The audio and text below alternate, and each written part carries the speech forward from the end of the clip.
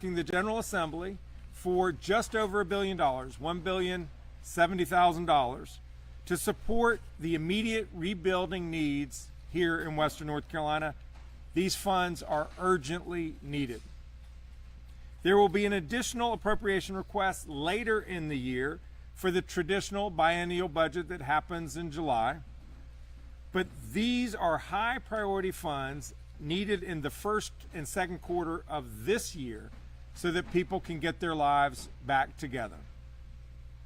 If we do not act, some businesses will not be here in the summer building season before the winter weather comes again in 2025. We cannot miss an entire year of construction.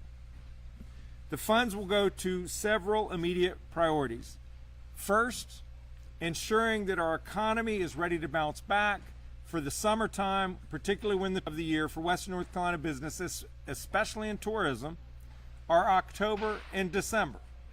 October was a near total loss, and December generated just a fraction of the revenue it generally does.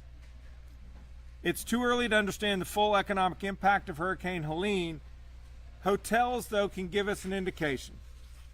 Buncombe County hotel sales were down 74% in October and 57% in November compared to the year before. What we know is that after a major disaster, 43% of small businesses never reopen.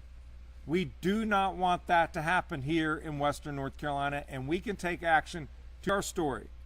Our ambition is to help businesses survive the first 2 quarters of this year so they can open their doors to customers come the summer. If we fail to act, many businesses will not survive these slow, cold months, and what these entrepreneurs have built will be lost, and the employees will be out of a job. Taking on additional business debt is simply not the answer for small businesses that are already struggling. So I'm proposing grants for businesses that suffered physical damage or significant economic loss as a result of Helene, as well as grants to small towns and counties so that they can rebuild their downtowns and make critical economic development investments. This past Friday, I was up in Boone, joined with Dogwood Health Trust to stand up a small business grant program for those that were affected. Small businesses can seek grants up to $50,000 summer, but we're anticipating applications far in excess of the $30 million that Dogwood and the state have put up. We must invest in the small businesses of Western North Carolina to make sure that the economy comes back stronger than ever before. Supporting the economy obviously includes supporting our farmers.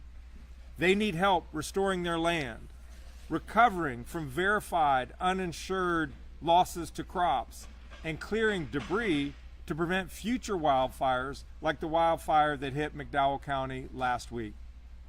I'm proposing that the state step up to fund these efforts because the success of our farmers is critical to our overall economic success. The disaster of the hurricane to be compounded by the disaster of wildfires. Next, we need to make sure that people have a safe place to live. Trailer program. But these temporary trailers and hotel rooms are not the permanent solution. People need stability. They need permanence. They need their homes back.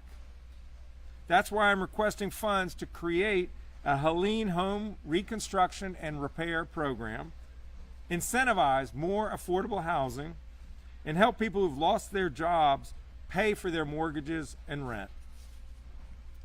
With these funds, people can get to assessing the critical integrity of their homes, hiring contractors, and paying for building supplies. These investments will help us get people into their homes safely and in the long run. We cannot wait. If we will miss the building season of 2024, and an entire year of recovery efforts will be lost. As we're rebuilding, we must also repair our infrastructure. That means private roads and bridges, septic systems, backup power generators, and more. Last but not least, we must support our children and families.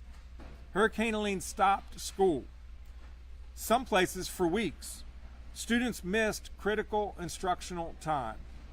So I'm requesting funds for a summer learning program for students who missed a significant amount of instructional time, tuition support for students at Western North Carolina universities, and food bank contributions for families in need for supporting organizations just like the one we are standing in today. Academic success. All of these components are more resilient Western North Carolina, and they are needed now. This recovery and my administration is in this for the long haul. I know that the legislature is as well. I thank the General Assembly for what it has done so far, but now is the time for us to jump. I urge the General Assembly to pass this budget so the state can get about the business of helping people rebuild now. Thank you, and pleased to bring forward Representative Jake Johnson at this time.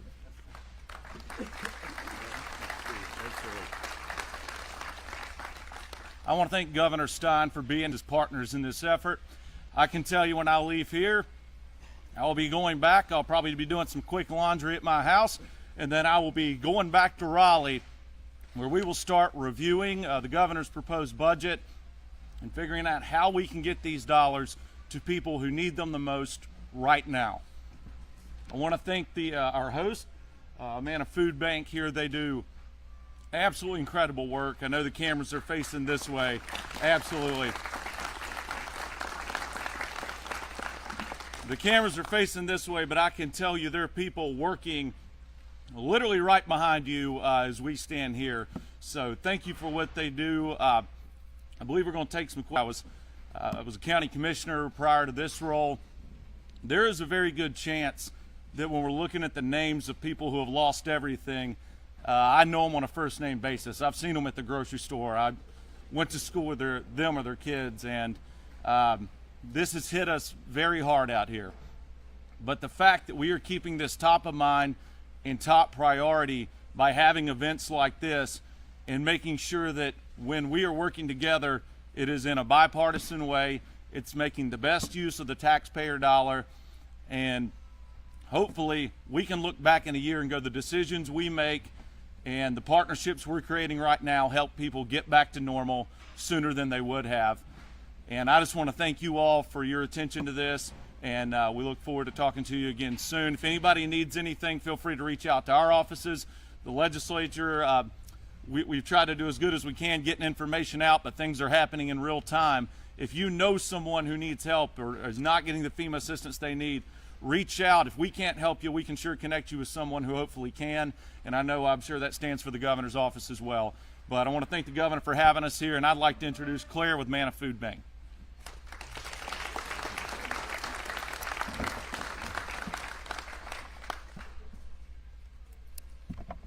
Well, thank you so much to the governor. Thank you, Representative Johnson, and thank you to the Western North Carolina Advisory Committee for not only being here today, but for also recognizing the urgent needs of Western North Carolina in the wake of Hurricane Helene.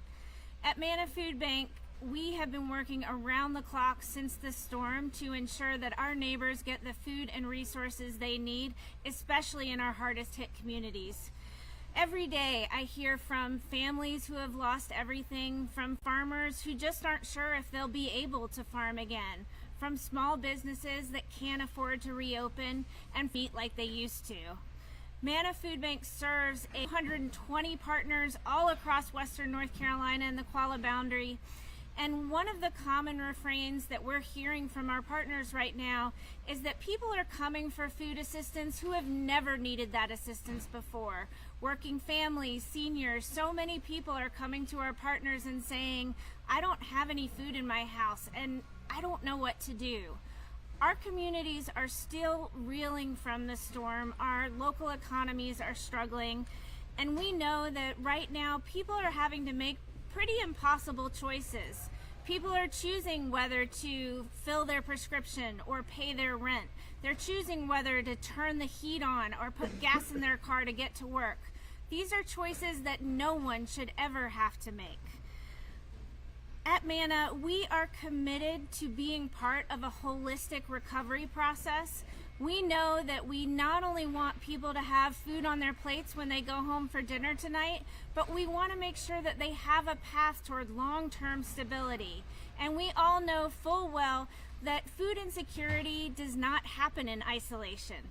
People need transportation, they need affordable housing, they need access to economic opportunities. All of these things work in concert, and the support for this is so critical.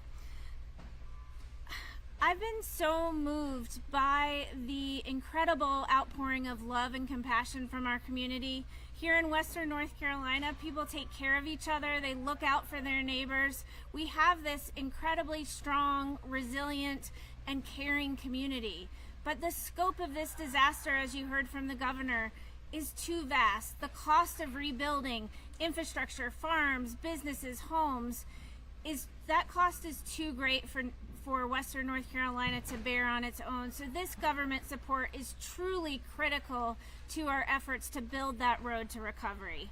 We are incredibly grateful to Governor Stein, to the North Carolina leadership, and to the Western North Carolina Advisory Committee for both recognizing the need and also for taking action to ensure that those resources needed for recovery are put in place for North Carolina. We urge the General Assembly to approve these support with these resources. We know that we can rebuild, and so on behalf of all of us at MANNA, I want to say we are incredibly grateful. Thank you all. So right now, thank you.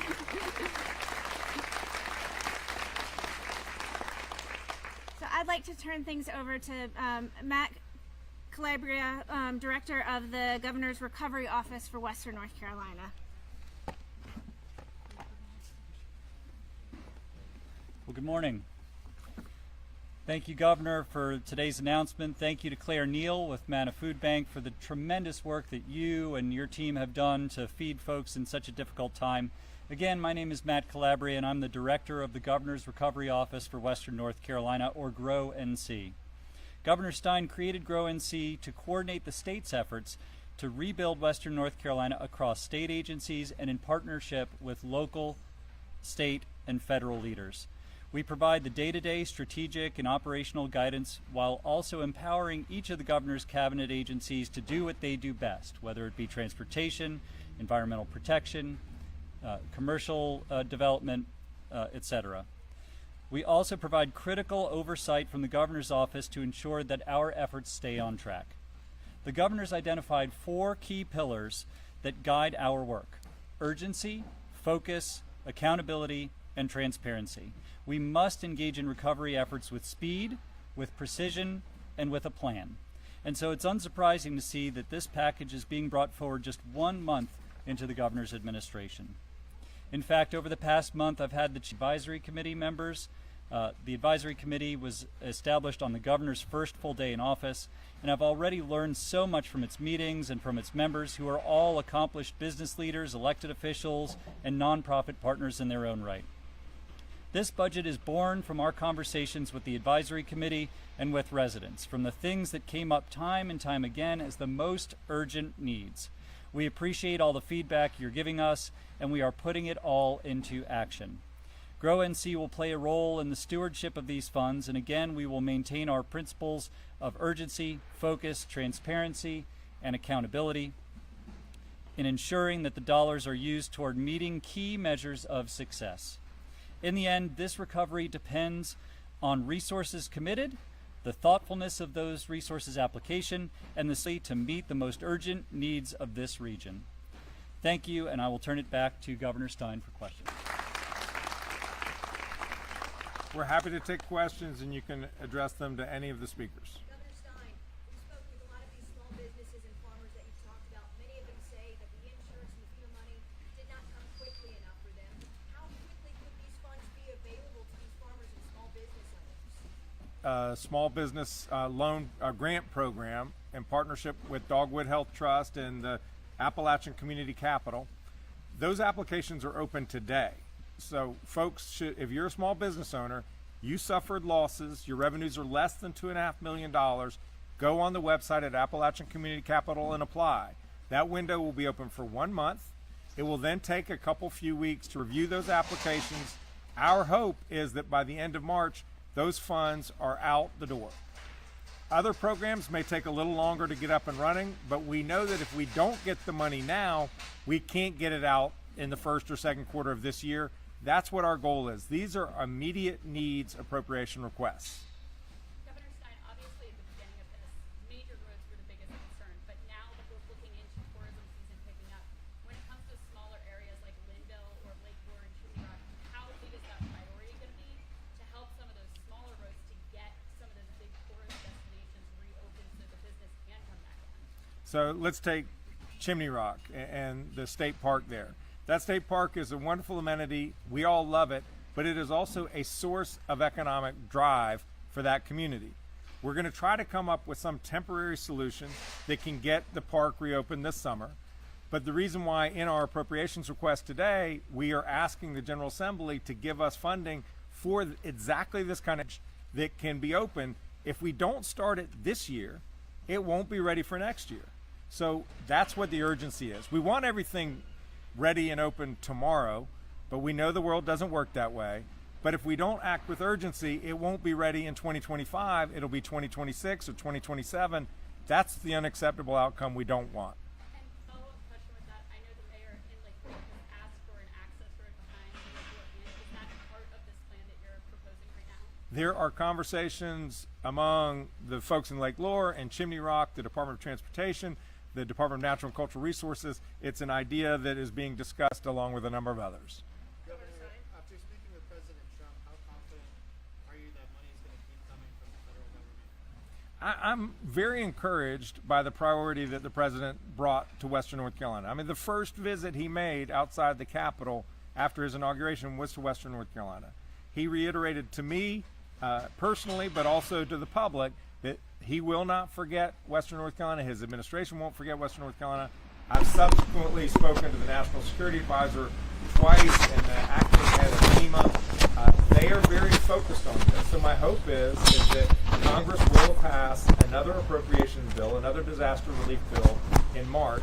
We are going to be working with our federal delegation to try to get more resources. Obviously, we're grateful for what our congressional delegation did last December, but that was just a start. We need a lot more to help the people of Western North Carolina. Governor Stein, is there beyond this proposal that this money gets approved? Yeah. Well, the General Assembly has appropriated some funds. Some of those funds have gone out. Others are being intentionally doled out over time because that's the way the program was written by the General Assembly. Our objective with these funds are to address immediate needs, to use existing programs, because if you're using an existing program rather than creating a new one, you can get the money out the door quickly. And we want to help folks right now. We don't want to wait till the budget is finalized in July or August, because for many small businesses, that will be too late. We do not want businesses shutting their doors this spring, when if we gave them that little bit of help, they could have held on till the summer. I have a question for the head of MANNA Food Bank, if that's all right. Two parts. One, hey, what's the need like right now here in your own backyard, and how would this specifically trying to help right now? Yeah, this funding is absolutely critical to our region, to our neighbors. That's what we're seeing, is that there are so many people in need of emergency food assistance right now. And that food assistance, like the governor was talking about with the small businesses, can be the bridge for families that keeps them in their homes, that keeps them able to continue to put gas in their car to go to work. And so we really want to make sure that we can be that bridge and provide that food for them going forward. And how would that funding specifically help y'all? Yes, please. Yeah. In the appropriation request, of approximately $1 billion appropriation request, there is $20 million for the food banks. Thank y'all. Appreciate it. Thank you all so much.